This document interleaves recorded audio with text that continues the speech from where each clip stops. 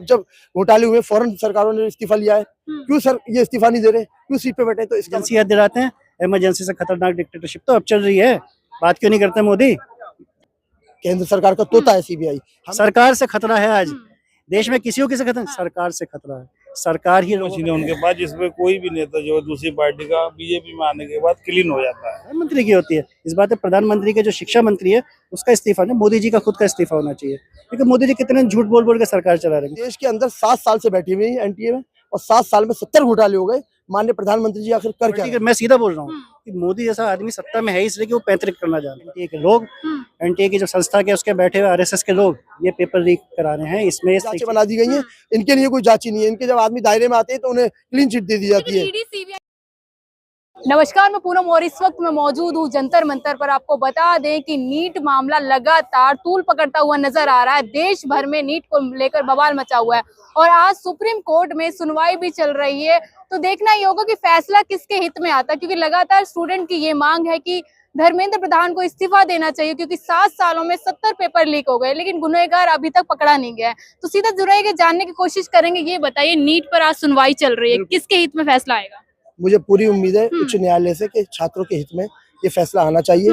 इसकी एक बहुत अच्छे से सुप्रीम कोर्ट के रिटायर्ड जजेस से एक जांच होनी चाहिए प्रॉपर वे से, और जो भी इसमें दोषी हैं वो सब सामने आना चाहिए, क्योंकि इसके तार बहुत ऊपर तक हैं। ये ऐसे ही पेपर लीक नहीं हो गया। आपको मैं याद दिलाना चाहता हूँ, ये वही चेयरमैन है जोशी साहब एनटीए के, जिन्होंने व्यापक घोटाला जो हुआ था मध्य प्रदेश में, सबसे बड़ा घोटाला हुआ था, ये वही है चेयरमैन। तो ये देश के अंदर 7 साल से बैठी हुई है एनटीए में और 7 साल में 70 घोटाले हो गए। माननीय प्रधानमंत्री जी आखिर कर क्या रहे हैं? सबसे पहले तो इनकी अकाउंटेबिलिटी होनी चाहिए कि जवाबदेही कि इनके ऊपर एक्शन क्या लेंगे जो एनटीए के चेयरमैन है। लेकिन प्रधानमंत्री मोदी जी कहते हैं ना, और शिक्षा मंत्री भी कहते हैं कि जो भी घोटाला जिन्होंने भी किया है एनटीए में वो दोषी पकड़े जाएंगे।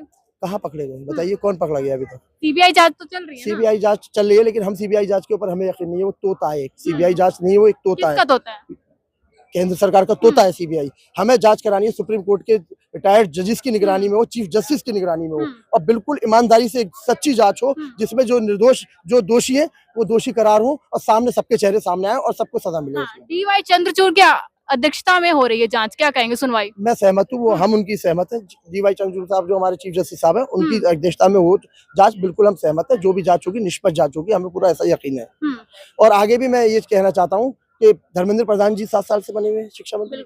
7 साल में क्या हुआ? उनकी नाक के नीचे 70 पेपर लीक हो गए। क्यों नहीं हुई कार्रवाई उन पर? कब करेंगे कार्रवाई? पूर्व में आप उठा के देख लीजिए, सरकारों ने जब जब घोटाले हुए फौरन सरकारों ने इस्तीफा लिया है। क्यों सर ये इस्तीफा नहीं दे रहे, क्यों सीट पे बैठे? तो इसका मतलब इसमें साजिश है बहुत बड़ी। इसके तार ऊपर तक जुड़े हुए हैं, बड़े लोगों से जुड़े हुए हैं, वो सामने आना चाहिए, क्योंकि युवाओं का मुद्दा है। संसद से लेकर हमारे राष्ट्रीय अध्यक्ष माननीय अखिलेश यादव जी संसद से लेकर और सड़क तक हमारी युवजन सभा के मोहम्मद फहद भाई उठा रहे हैं इस मुद्दे को। इसका मुद्दे को उठाने का मतलब एक ही है कि युवाओं के साथ इंसाफ होना चाहिए। लेकिन आपने देखा कि इस मुद्दे में, नीट के मामले में तेजस्वी यादव के पीए का नाम आया था। देखिए एक बात बताइए, मैं यहाँ खड़ा हूँ, मेरे साथ कोई फोटो खिंचवा के चला जाए तो मुझे तो नहीं मालूम कौन है। मैं कह रहा हूँ निष्पक्ष जांच करो। तेजस्वी यादव क्यों ना हो, कोई भी XYZ कोई नेता हो, जांच होनी चाहिए। युवाओं के साथ छल नहीं हो इस बार। जांच तो चल रही है ना सर? चल रही है ना, तो बस ठीक है, जांच हो जाने दीजिए। कब तक चलेगी? इसका भी तो समयबद्ध तरीके से हो ना, टाइम बाउंड होना चाहिए ना। कब तक चलेगी? क्या 5 साल तक चलती रहेगी? जैसे पूर्व में हमने देखी जांचें होती हैं, सिर्फ विपक्ष के लिए जांचें बना दी गई हैं। इनके लिए कोई जांच ही नहीं है। इनके जब आदमी दायरे में आते हैं तो उन्हें क्लीन चिट दे दी जाती है। ईडी सीबीआई तो निष्पक्ष काम करते हैं ना, सरकारी संस्था है ये। आपको लगता है प्राइमा फेसिस देख लीजिए, लास्ट 10 ईयर्स के 92% इनका बिल्कुल जीरो है। मात्र 0.1% इनके केसेस में चार्जेस हो पाए, सारे बरी हो जाते हैं लोग। क्यों नहीं हो पाते? वजह वही है ना कि ये पक्षपात करते हैं। ये अपनी जो पार्टी के लोग होते हैं उन्हें तो साफ क्लीन चिट देते हैं, जो विरोधी पार्टियों के लोग हैं उनको सबको जेल में डालो। तो ये इनका रवैया हो चुका है। लेकिन अब ये रवैया चल नहीं पाएगा, क्योंकि इंडिया गठबंधन अंदर जो लड़ाई लड़ रहा है बहुत मजबूती से लड़ रहा है, और छात्रों की लड़ाई सड़क पे लड़ी जा रही है और हमारे माननीय अखिलेश जी अंदर लड़ रहे हैं। तो हमें निष्पक्ष जांच की पूरी उम्मीद है। जिन नेताओं पर, अपोजिशन के जिन नेताओं पर CBCID की जांच चल रही थी, जैसे ही वो समाज उसमें आते हैं, बीजेपी में आते हैं, तो वो क्लीन कैसे हो जाते हैं? इसका जवाब सरकार को देना चाहिए। कौन सी ऐसी वॉशिंग मशीन है उनके पास जिसमें कोई भी नेता जो है दूसरी पार्टी का बीजेपी में आने के बाद क्लीन हो जाता है? इसको सरकार को जवाब देना चाहिए। इसका मतलब ये है कि जो भी कार्रवाई हो रही है वो अपोजिशन के लोगों पर ही होती है, और वो इसलिए प्रेशर बनाया जाता है कि उन लोगों को अपनी पार्टी में शामिल किया जाए। इनकी पार्टी में शामिल होते ही वो लोग क्लीन हो जाते हैं। बस इतना ही कहना है। अच्छा ये बताइए, जिस तरीके से लगातार री नीट की मांग कर रहे हैं, लेकिन कुछ छात्र कह रहे हैं कि री नीट जो होना चाहिए और कुछ मना कर रहे हैं, इस पे कैसे? इसमें एक वर्डिक्ट ले लेना चाहिए छात्रों से। सब छात्र उसमें मुझे ऐसा लगता है जो मोस्टली छात्र चाहते हैं आज की तारीख में, ज्यादा जिसकी आवाज है उसी को सुनना चाहिए। 10% अगर कह रहे हैं तो वो नहीं, ज्यादा जो छात्र यही कह रहे हैं कि नीट कैंसिल हो और दोबारा हो, बस यही है मेन बात। जिस तरीके से आप लोग प्रदर्शन कर रहे हैं नीट को लेकर, लेकिन सरकार ये कह रही है कि सीबीआई जांच चल रही है, तो आप लोग क्यों लगातार प्रदर्शन कर रहे प्रदर्शन करने का हक भी छीन लेना चाह रही है सरकार। इंसाफ देने का तो छीन ही चुकी है। हैं? धोखाधड़ी में खुद शामिल है सरकार। इस देश की सरकार धोखाधड़ी स्कैम कराने में संलिप्त है। ये नहीं कि कोई और करा रहा है, सरकार नहीं उसको काबू कर पा रही। सरकार के मंत्री, सरकार के पदाधिकारी, एनटीए के लोग, एनटीए की जो संस्था के उसके बैठे हुए आरएसएस के लोग ये पेपर लीक करा रहे हैं, इसमें सीटें बेचने का काम कर रहे हैं। तो बेसिकली सरकार सीबीआई जांच तो चल रही है ना, सरकार ही सीबीआई जांच के लिए बोली है। अरे वो तो सीबीआई ईडी काम क्या है इनका? विपक्ष के लोगों की आवाज दबाना, जनता की आवाज दबाना। जहाँ भी जाए इंसाफ देने की बात है, उस जगह ये एजेंसीज आके उस इंसाफ के देने के प्रोसेस को कमजोर करने का काम करती है। और क्या कर रही है ये एजेंसी? सरकार की पिट्ठू एजेंसी है। कहने का उनका मैंडेट जो है इन्वेस्टिगेशन है, मगर ये इन्वेस्टिगेशन न करके इस वक्त जो है समूचे विपक्ष की आवाज को दबाने का काम करिए। समूचा विपक्ष मतलब जनता की आवाज, जनता की आवाज को दबाने का काम कर। नीट जैसे बड़े स्कैमों पे ये उसको स्टेक नहीं लेने देती। ये जहाँ भी जरूरत, जहाँ भी विपक्ष आवाज उठा जाए, नीट का कितना बड़ा मुद्दा है, ठीक है, 24 लाख जो है अभ्यर्थियों की इनकी जिंदगी जुड़ी हुई थी, और बाकी 2 करोड़ से ज्यादा लोग पेपर लीक का शिकार हो चुके हैं पूरे जो है 10 सालों मोदी सरकार के अंदर। कितना बड़ा फेलियर है। एक आदमी जो पेपर को जो है सुरक्षित नहीं कर सकता, एक एग्जाम कराने की औकात नहीं रखता, वो प्रधानमंत्री बना के बिठा रखा है। जो इतनी जिम्मेदारी ओन नहीं कर सकता कि मेरे राज्य में पेपर लीक हो रहा और मैं इस चीज को आके कंट्रोल करूंगा और ये आगे से नहीं हो, वो इतना स्टेटमेंट नहीं दे सकते। प्रधानमंत्री में इतना मॉरल अथॉरिटी नहीं है, इतनी अंदर जान नहीं बची है। उन्हें पता है उनके हाथ से सब बातें निकल चुकी हैं, क्योंकि वो प्रधानमंत्री की जो सरकार है ये खुद जो है विज्ञापन निकालना, फॉर्म भरवाना, फीस कलेक्ट करना और फीस कलेक्ट करने के नाम बाद पेपर लीक कर देना। नौकरी थोड़ी ना देनी है किसी को। यही जनता तो मोदी जी को तीसरी बार ले आई है। अगर सरकार अच्छी नहीं हो तो तीसरी बार कैसे आता? धर्म का चूरन बहुत मुश्किल से जाता है। जैसे शराब पिला दो, ड्रग्स दे दो, तो किसी ड्रग एडिक्ट की आपने ड्रग्स छूटते देखा है? नहीं देखा ना। बहुत आराम से, बड़े रेयर बिरले लोग होते हैं जो अपने इस पे काबू पाके उस चीज से उभर जाते हैं। मगर क्या है कि यह मोदी सरकार ने जो चूरन चटाने का काम किया है, जो देश में जो है नफरत का माहौल फैलाने का काम किया है, जिस तरीके से उन्होंने किसी एक पर्टिकुलर कम्युनिटी जो संख्या में कम है और जो बहुत सारी चीजों से वंचित हैं, उन कम्युनिटी के खिलाफ एक षड्यंत्र रचा है। मुसलमानों के देश के मुसलमानों के खिलाफ एक षड्यंत्र रचने का काम किया मोदी सरकार ने। तो देश देख रहा है कितने लोग लिंचिंग में मारे गए, कितने लोग जो है मतलब गौरक्षा के लोगों ने मारा। वो गौरक्षक नहीं, भाजपा के गुंडे थे। भाजपा के गुंडों ने कितना नफरत का माहौल बना दिया, जिससे एक पोलराइजेशन क्रिएट होता है। फैसला आएगा ये तो सुप्रीम कोर्ट बताइए किसके हक में देगा। हम जो है मुझे लगता है कि सुप्रीम कोर्ट को इंसाफ देने का काम करना चाहिए, जो जिसके लिए हम पहुंचे सुप्रीम कोर्ट, कि सुप्रीम कोर्ट को इंसाफ देने का काम करना चाहिए। इसमें छात्रों की आवाज सुननी चाहिए। जो भी इसके लिए रेस्पॉन्सिबल है, कल्प्रेट लोग हैं, उन्हें जेल करनी चाहिए, उन्हें सजा सुनानी चाहिए और एक बहुत स्ट्रॉन्ग वर्डिक्ट देना चाहिए। एक मैसेज देना चाहिए कि जो दूर तक परकोलेट करे, जो दूर तक रेजोनेट करे, कि समझ में आ जाए कि यार सुप्रीम कोर्ट एक्शन में आ गई है। क्योंकि सुप्रीम कोर्ट की भी जिस तरीके से नियुक्तियां हो रही हैं, डीवाई चंद्रचूड़ साहब को भी अपना काम कर पाना इतना आसान नहीं हो रहा, उन पर बहुत दबाव है। वो भी एक बहुत प्रेशर के साथ 10 साल उनके भी आसान नहीं रहे एज ए सुप्रीम कोर्ट जज और फिर सीजेआई। उनकी लाइफ, उनकी जर्नी आसान नहीं है। तो जो भी ताकत है उनकी, उन्हें इस टाइम दिखा देना चाहिए। देश की डेमोक्रेसी, अब माहौल बदल रहा है देश का, माहौल बदलने के साथ सारी चीजें बदलेंगी।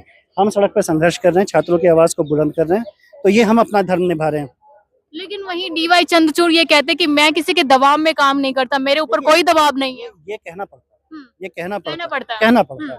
मैं उनकी किस दबाव में काम कर रहा हूं? तो मोटी सी बात है, सरकार इतने रोड़े अटकाने वाली सरकार है, इतनी पैंतरेबाज सरकार है। मैं सीधा सीधा कहूँ, मोदी इतने पैंतरेबाज आदमी है, बिल्कुल सीधा वर्टिकल। मैं सीधा बोल रहा हूँ कि मोदी जैसा आदमी सत्ता में है इसलिए कि वो पैंतरिक करना जानता है। अगर कोई भी मुद्दा उठेगा तो वहाँ पे पुलवामा में घटना हो जाएगी, यहाँ घटना हो जाएगी, किसी को पेड़ दिया जाएगा, कोई ना कोई घटना देश में वो इस तरीके से मैनेज करते हैं। उनका घटना मैनेजमेंट का पूरा इवेंट है कि यहाँ कुछ होगा तो वहाँ कुछ और कहेंगे, मतलब मीडिया की अटेंशन तुरंत कहीं और ले जाएंगे। ये मोदी का। लेकिन अब तो संसद में लगातार मोदी जी मुद्दों को उठाते हुए नजर आ रहे हैं। मोदी कौन से मुद्दे? मोदी मुद्दों से बचने का काम कर रहे हैं। मोदी मणिपुर पे तो बोल रहे हैं लगातार। अरे बहुत आसान कर दिया उन्होंने, मणिपुर पे बोल दिया और रेवन्ना पे भी बोल रहे हैं, ठीक है। मणिपुर पे बोलने से उनका सारा काम, उनकी जिम्मेदारी पूरी हो गई, बहुत बढ़िया काम है। रिलीफ क्या दिया? क्या रिलीफ दिया? इतने चर्च तोड़े गए, इतना सब कुछ हुआ, लोग इतने बेघर हो गए। महिलाओं के साथ जो बात हुई है उसमें कहना भी नहीं चाहता कैमरे में, शर्म आती है। इस देश में ऐसा हमारी बहन बेटियों के साथ, हमारी बहनों के साथ, मणिपुर के लोग भी तो हमारे हैं। अगर उन्हें हम अपने साथ जोड़ के नहीं चलेंगे तो क्या वो हिस्सा हमारे साथ जुड़ा रहेगा? आर्मी इतनी बिठा रखी है, आर्मी का डिप्लॉयमेंट इसलिए करना पड़ा क्योंकि उन लोगों को हम आत्मीय रूप से जोड़ के नहीं चल पा रहे हैं, उनके साथ हम ऐसी दुर्घटनाएं करा रहे हैं। सरकार का काम है, सरकार हर बात के लिए जिम्मेदार है, व्यवस्था कायम करने के लिए भी जिम्मेदार, नैतिक तौर पे भी जिम्मेदार है। हर बात की जिम्मेदारी मोदी को लेनी चाहिए और इस बात में मोदी का इस्तीफा हो जाना चाहिए। मोदी तो बहुत बातों पर इस्तीफा होना चाहिए था, मोदी का इस्तीफा मांग कौन रहा है? मोदी इतना डिक्टेटरशिप में आ चुके हैं कि कहते हैं अपोजिशन नाम की चीज नहीं थी, तो मोदी का इस्तीफा भी कैसे हो? अगर कांग्रेस के टाइम में भगवान अगर ऐसी घटना हो जाती, जो कि कभी हुई नहीं, इस तरह की घटना अगर ऐसी घटना हो जाती तो भाजपा जो है आफत कर देती। अच्छा, जिस तरीके से 7 साल में 70 पेपर लीक हो जाते, कौन है दोषी?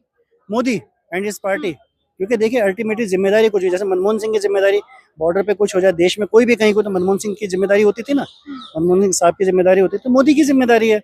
वो खुल के आए कि भाई मेरी सरकार है, मेरा प्रशासन है, मेरी जिम्मेदारी, मेरे लोग हैं, मेरा एनटी है, मैंने बनाई, मैंने नियुक्त किए, नियुक्तियां मेरे विभाग ने करी, मेरे द्वारा नियुक्त किए लोगों ने करी, तो जिम्मेदारी किसकी है? ट्रस्ट फिक्स होती है, प्रधानमंत्री की होती है। इस बात पे प्रधानमंत्री के जो शिक्षा मंत्री है उसका इस्तीफा नहीं, मोदी जी का खुद का इस्तीफा होना चाहिए। क्योंकि मोदी जी कितने झूठ बोल बोल के सरकार चला रहे हैं।